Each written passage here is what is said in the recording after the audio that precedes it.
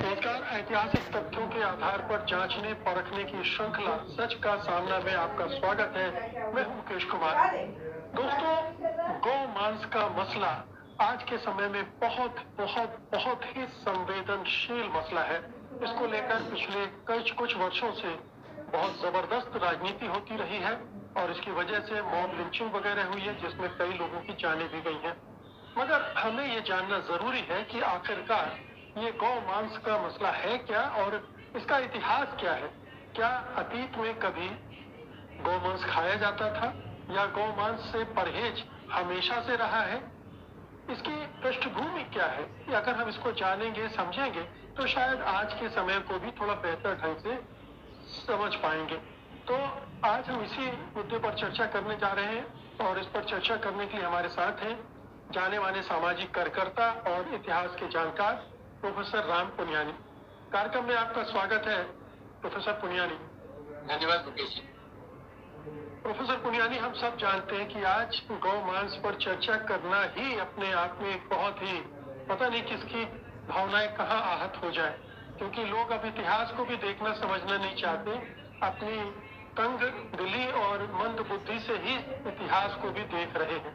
लेकिन ये बताना बहुत जरूरी है कि आखिरकार क्या अतीत में गौ मांस खाया जाता था, और अगर खाया जाता तो फिर वो बंद क्यों हो गया? तो मेरे ख्याल से आप शुरू कर सकते हैं। जी, बहुत धन्यवाद आपका। और आपकी बात बिल्कुल सही है कि इवन जो इतिहास में जो स्पष्ट तरीके से चीजें दी गई हैं उस पे भी लोगों को कोई ज्यादा वजूद नहीं है। जिसको कहते हैं पोस्ट ट्रूथ, यानी सच्चाई से परे। सच्चाई क्या है उससे कुछ लेना देना नहीं है, और राजनीति में जो उपयुक्त है उसके हिसाब से बातों को फैलाना, ये आज की एक बहुत बड़ी समस्या हमारे सामने है। और इसमें तो खैर बहुत जोड़ा जा सकता है। कर एक बात मैं जरूर जोड़ना चाहूंगा कि अभी जो लंपी वायरस का मामला आया है उससे आप जानते होंगे कि हजारों गायें लंपी वायरस से भी मर रही है। खैर, मुख्य रूप से मैं इतिहास की बात करना चाहूंगा।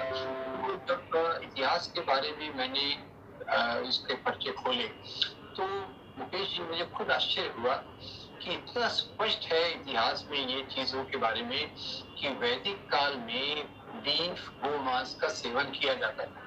और इसके कुछ स्रोत मैं आपके सामने बताना चाहता हूँ। और जैसे कि स्वामी विवेकानंद जो इसके काफी अध्येता थे, स्वामी विवेकानंद ने ये का एक 2 फरवरी 1990 का एक लेक्चर है उनका, अद्वैत, जो शेक्सपियर क्लब पैसेडोना में उन्होंने दिया था, जो collected works of Swami Vivekananda volume 3, जो अद्वैत आश्रम द्वारा प्रकाशित हुआ 1997 में। और उसके पेज 536 पर स्वामी जी बिल्कुल स्पष्ट रूप से बताते हैं कि वैदिक काल में जो गाय ये ऐसी चीज थी जो सामान्य भोजन की चीज थी, और लोगों का एक कर्तव्य था कि जब भी उनके सामने कोई बहुत उनका जो गेस्ट आएगा, अतिथि आएगा, तो उसके लिए गाय को काटा जाना जरूरी था। ये एक स्वामी जी का मैं एक अवलोकन आपको बता रहा हूँ। और इसके अलावा जो प्रसिद्ध इतिहासकार डॉक्टर D.N. झा जो अग्नि रहे, उनकी एक किताब है myth of Holi cow. Myth of Holi cow में उन्होंने वेदों के आधार पे इस बात को सिद्ध किया है। वेदों के कौन से मंडल, कौन सी ऋचा में गाय के मांस के सेवन का उल्लेख है, उन्होंने बहुत विस्तार में दिया है। केवल एक तो मैं आपके सामने रख दूंगा। जैसे एक पुस्तक है, दूसरी पुस्तक जो है वो है सुनीति कुमार चैटर्जी, जो एक काफी बड़े विद्वान थे। उनकी किताब है कल्चरल हेरिटेज ऑफ इंडिया, और उसमें जो वैदिक कल्चर का भाग है, जो खंड 1 रामकृष्ण मिशन द्वारा प्रकाशित 1993 में पेज 217 पर इसी बात का उल्लेख आता है। अब इसके अलावा मैं और बताऊं कि जैसे शतपथ ब्राह्मण में जो एक ऋचा है उसमें यज्ञवाल्क्य ये कहते हैं मैं तो खाता हूँ, पर वो नरम होना चाहिए तो ही मैं उसको खाता हूँ। और जो हम वैदिक काल में इस बात को जानते हैं कि यज्ञ होते थे। यज्ञ क्या होते थे? यज्ञ में मुख्य रूप से गाय की बलि दी जाती थी, और ये ब्राह्मण उसको जो दान में दिया जाता था, गोदान, ये गाय का भी दान दिया जाता था। तो बहुत बड़े पैमाने पर गाय का सेवन, बीफ का सेवन, पूरा ऋग्वेद और हमारे कई ब्राह्मण इन चीजों से भरे पड़े हैं। उनके अलग अलग जो हम कोटेशन भी दें तो बहुत सारे होंगे। जैसे एक वेद व्यास स्मृति है, उसमें अंतज्य जो कहा गया है कि बहुत सारे लोग इस गाय के उसको खाते हैं, और वो उसका पूरा वर्णन दिया है। तो पहली बात तो ये, इसमें कोई शंका नहीं है कि वैदिक काल में बीफ खाया जाता था। वैसे मनुष्य समाज की जो डाइटरी हैबिट्स हैं, खाने पीने के तौर तरीके हैं, वो समय के साथ बदलते रहे।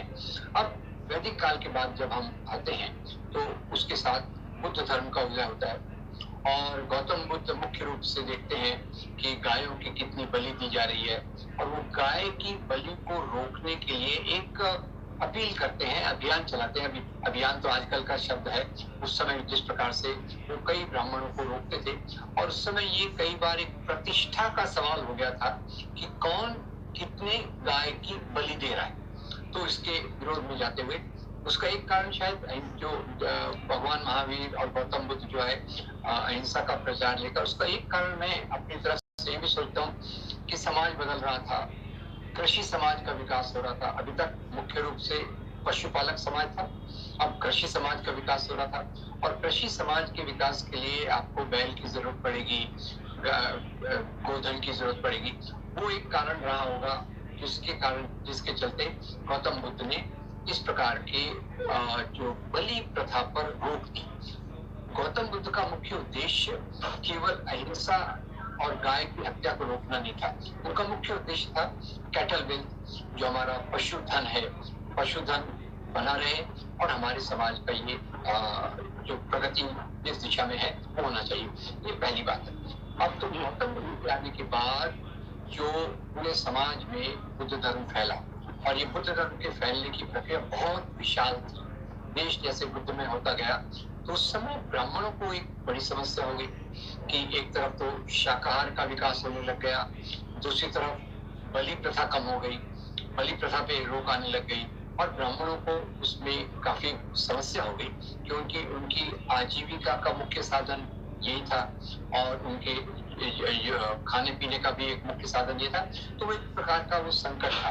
तो हमने जैसे दूसरे एपिसोड्स में वर्णन किया है, इसकी बात की है कि बुद्ध धर्म के आने के बाद जो ब्राह्मणवाद का ह्रास हुआ, उस पीरियड में खाने पीने की खास तौर से शाकाहार का विकास हुआ, और ये शाकाहार के विकास के साथ साथ जो बाद में जैसे ब्राह्मणवाद फिर से उदय होता है, तो अब ब्राह्मणवाद ये देखता है, ब्राह्मण ये देखते हैं कि हमारा जो मुख्य रूप से ह्रास हुआ वो तो गाय के कारण हुआ, अब तो लोग गाय की बलि नहीं देते, और हमको बुद्ध धर्म फैल गया, समता के सिद्धांत आ गए, तो हम अपने सामाजिक सिद्धांतों को कैसे प्रस्थापित करें, ये उनके सामने समस्या थी।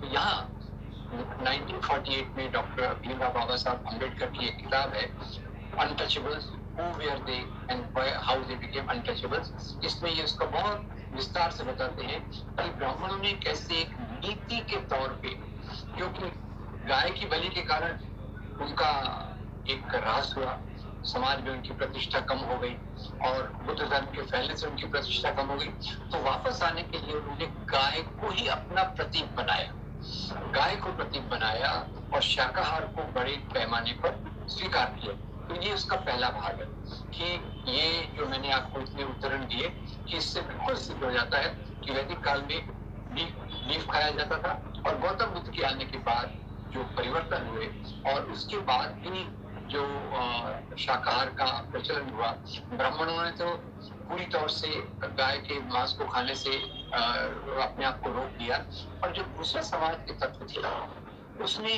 कई लोग बीफ खाते रहे, और जो ट्राइब्स रहते थे, कुछ ट्राइब्स जो हार जाते थे, बिखर जाते थे, अम्बेडकर उसके बारे में विस्तार में बताते हैं कि ये बिखरे हुए ब्रोकन पीपल जो हारे हुए और ये लोग थे, वो ज्यादातर बुद्ध धर्म के पास भी गए, और उन्होंने, क्योंकि जैसे हम देखेंगे तो सम्राट अशोक ने बुद्ध धर्म को स्वीकार किया, और इस रूप में उन्होंने खाने पीने का बंधन नहीं लगाया कि आप मांसाहार नहीं कर सकते या बीफ नहीं खा सकते।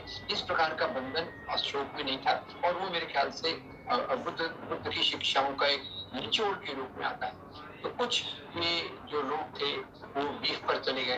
तो यहाँ फिर हिंदुओं में जैसे ब्राह्मणवादी मानने वालों में दो भाग हो गए। एक तो बुद्ध धर्म को मानने वाले जो बीफ का सेवन कम से कम करते रहे या नहीं करते रहे, और दूसरी तरफ से वो हिंदू जो एक पूरी तौर से शाकाहारी हो गए और कुछ मांसाहारी रह गए। अब इन मांसाहारियों में फिर से दो प्रकार हो गए, एक वो जो बीफ नहीं खाते थे और दूसरे जो बीफ खाते थे। तो डॉक्टर अम्बेडकर अपनी किताब 1948 में जो आई है उसमें बताते हैं कि ये जो बीफ खाने वाले थे उन्हीं को बाद में अस्पृश्य के रूप में ट्रीट किया गया, और अस्पृश्यता का ये जो सिलसिला है अनटचेबिलिटी का एक कारण वो ये बताते हैं कि क्योंकि वो बीफ खाते रहे, उनके लिए उनकी सामाजिक आर्थिक परिस्थिति के अनुसार ये जरूरी था, तो उसके आधार पे वो चलता है। तो इसमें कोई शंका नहीं है कि फिर अंतिम बात कि अब ये जो बात चली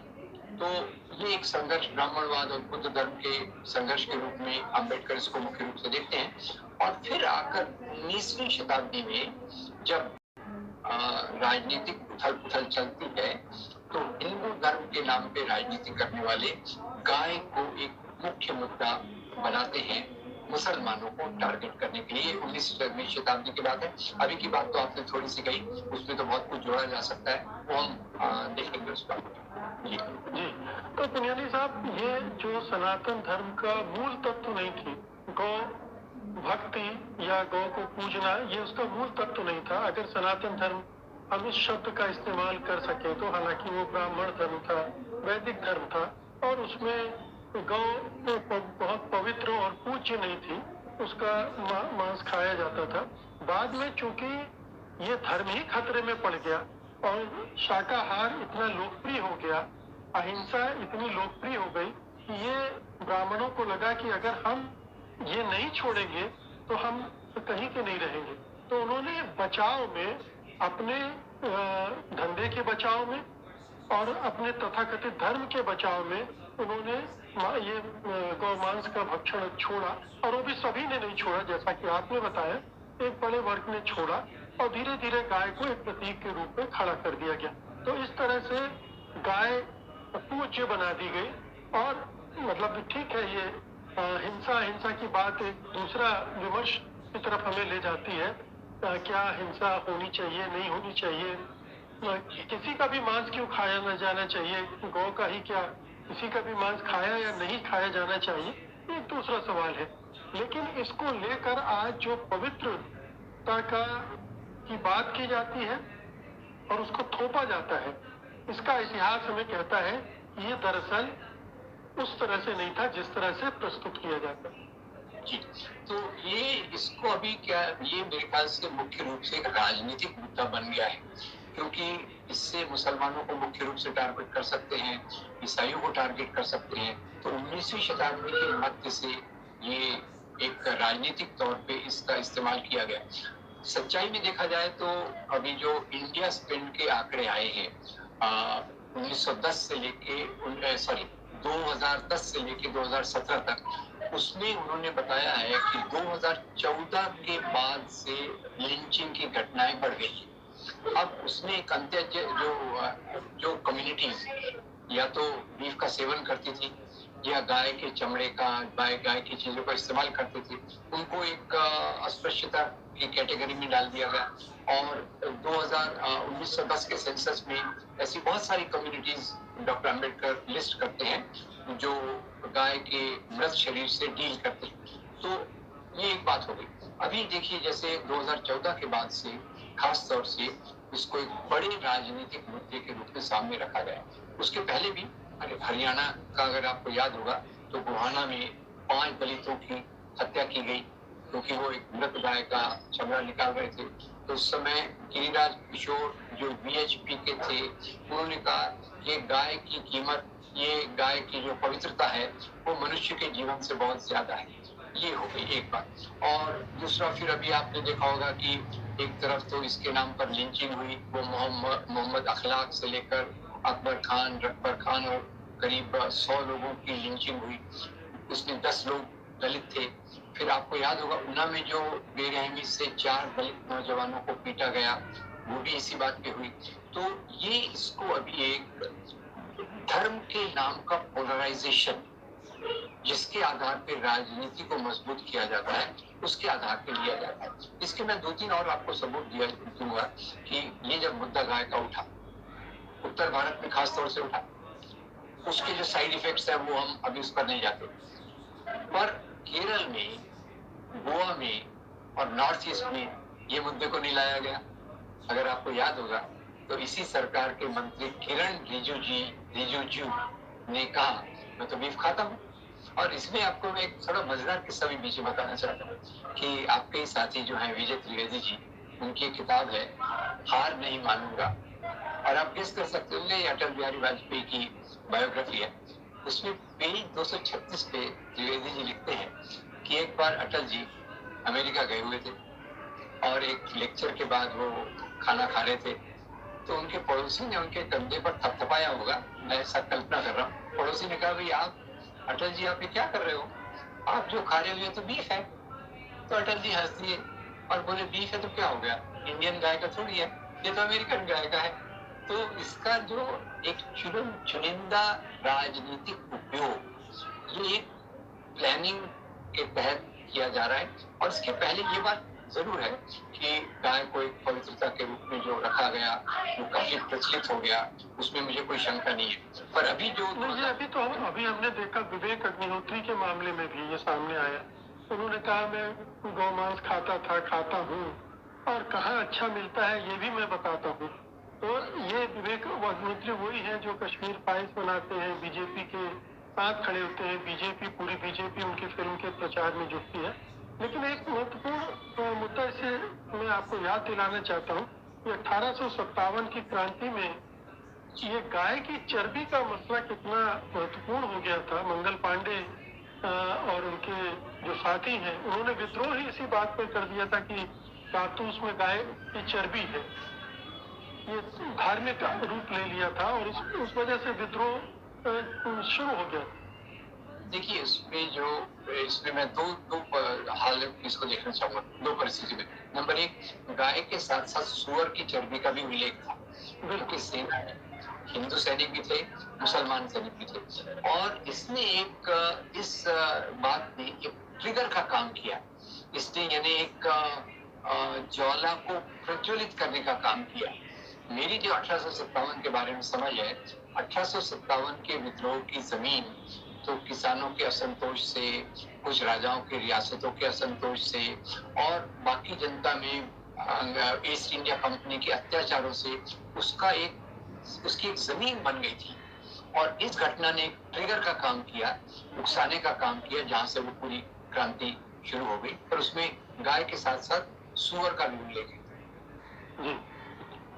तो आज जो दर्शक देख रहे हैं, जो उनमें से बहुत सारे उत्तेजित भी हो रहे हैं कि क्या ये गौमांस के बारे में चर्चा की जा रही है, क्यों हमारे अतीत को लेकर इस तरह के प्रश्न खड़े किए जा रहे हैं या इस तरह के तथ्य रखे जा रहे हैं, उनको आप क्या कहना चाहेंगे? देखिए, मैं उनको ये कहना चाहूंगा कि पहले हमें ये समझना बहुत जरूरी है कि जैसे स्वामी विवेकानंद, टी.एन. झा, सुमित्र कुमार चटर्जी, इनकी किताबों में निश्चित रूप से लिखा हो गया है कि गोमांस खाया जाता था, नंबर 1, और हमारे जो यज्ञ थे उसमें गाय की बलि दी जाती थी। और अंबेडकर जैसे कहते हैं ये ब्राह्मणवाद और बौद्ध धर्म के बीच में संघर्ष का एक प्रतीक है।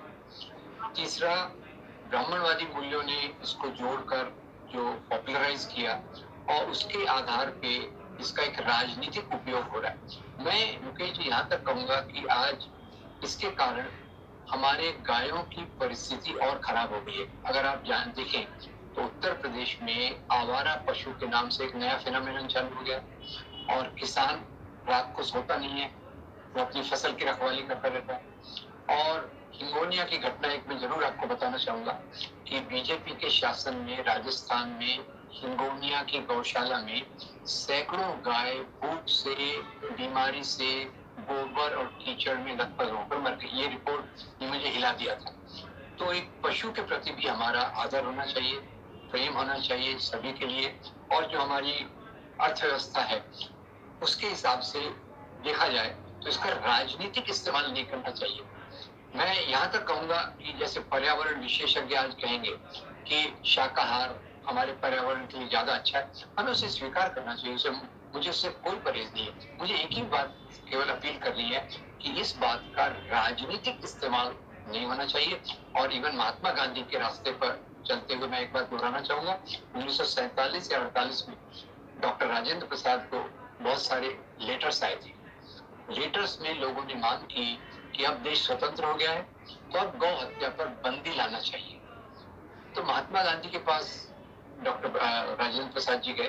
तो महात्मा गांधी कहते हैं इस बात का मैं समर्थन कभी नहीं कर सकता, क्योंकि ये बात अगर हिंदुओं के लिए महत्वपूर्ण है तो सही है, पर वो इस देश में केवल हिंदू तो नहीं रहते, इस देश में बाकी धर्म के भी लोग रहते हैं और सभी की जरूरतों के हिसाब से हमको अपना देश चलाना है। वो मेरे ख्याल से हमारा रास्ता होना चाहिए। अब जैसे आप ऊना की घटना देखिए, मैं तो अपील करूंगा कि भाई जो हमारे गरीब लोग हैं, अछूत लोग अब जिनको कहा जाता था, दलित लोग हैं, उनके पेशे से ही जुड़ा हुआ है। हम उनसे उनका पेशा कैसे छोड़ सकते हैं? ये तो उनके पेशे का सवाल है। तो ये सब चीजों को छोड़कर हमें ऐतिहासिक सत्यों के आधार पे जो स्वामी विवेकानंद ने कहा उस बात पर, और उसके मैंने प्रमाण दिए हैं, ये लिखित रूप में है, उनके भाषणों में है, उनके लेखों में है, तो उस बात को हमने आत्मसात करके इसको राजनीति से दूर रखना चाहिए। बाकी गाय की जितनी आप रक्षा कर सके, सेवा कर सके, उसका पूरा पूरा स्वागत है। जी, बहुत बहुत शुक्रिया प्रोफेसर पुनियानी आज की बातचीत के लिए। धन्यवाद आपका। नमस्कार।